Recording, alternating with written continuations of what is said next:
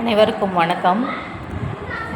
Government high schools தற்போதைய நிலைமை ரொம்ப நல்ல முன்னேற்றம் அடைஞ்சிருக்கு. நம்மளுடைய எஜுகேஷன் மினிஸ்டர் அன்பில் மகேஷ் பொய்யாமொழி அவர்கள் பெரிய மாற்றத்தை கொண்டு வந்திருக்காங்க எஜுகேஷனில்.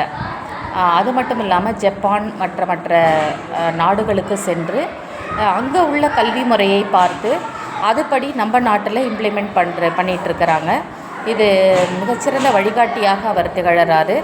இதோடு மட்டுமல்ல, நமக்கு அரசு பள்ளிகளில் 6ஆம் வகுப்பிலிருந்து 8ஆம் வகுப்பு வரைக்கும் கேர்ள்ஸுக்கு கேர்ள்ஸ் இன்சென்டிவ் அப்படிங்கிற ஒரு ஊக்கத்தொகையை கொடுக்குறாங்க. பெண்கள் பெண் குழந்தைகள் நிறையா படிக்கணும் அப்படிங்கிறதுக்கு எஸ்சி எஸ்டி மாணவ மாணவிகளுக்கு 6 முதல் 8ஆம் வகுப்பு வரை படிக்கக்கூடிய மாணவிகளுக்கு இன்சென்டிவ் கொடுக்குறாங்க.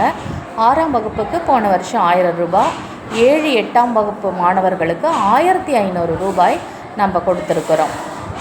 அதே போல் 9th 10th மாணவர்களுக்கு ப்ரீ மெட்ரிக் ஸ்காலர்ஷிப் அப்படின்னு சொல்லிட்டு 10th வரைக்கும் இருக்கக்கூடிய ஸ்கூல்ஸில் எஸ்சி ஸ்டூடெண்ட்ஸுக்கு 3500 ரூபாயும், எஸ்டி ஸ்டூடெண்ட்ஸுக்கு 6254 ரூபாயும் போன வருஷம் க்ரெடிட் பண்ணியிருக்கோம் லாஸ்ட் அகடமிக் இயரில்.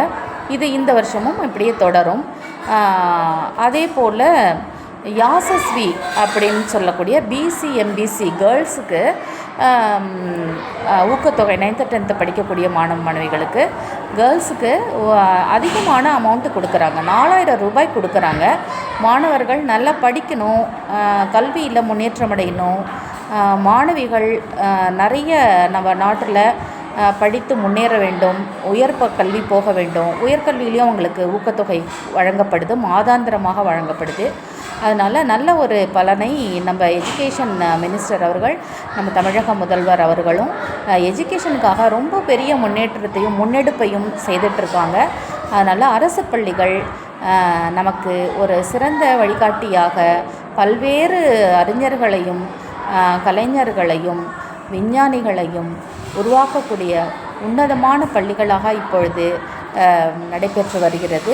எனவே நம் நாட்டின் கல்வி முன்னேற்றத்திற்கு பாடுபடும் அனைவருக்கும் நமது நன்றியை தெரிவித்துக் கொள்வோம்.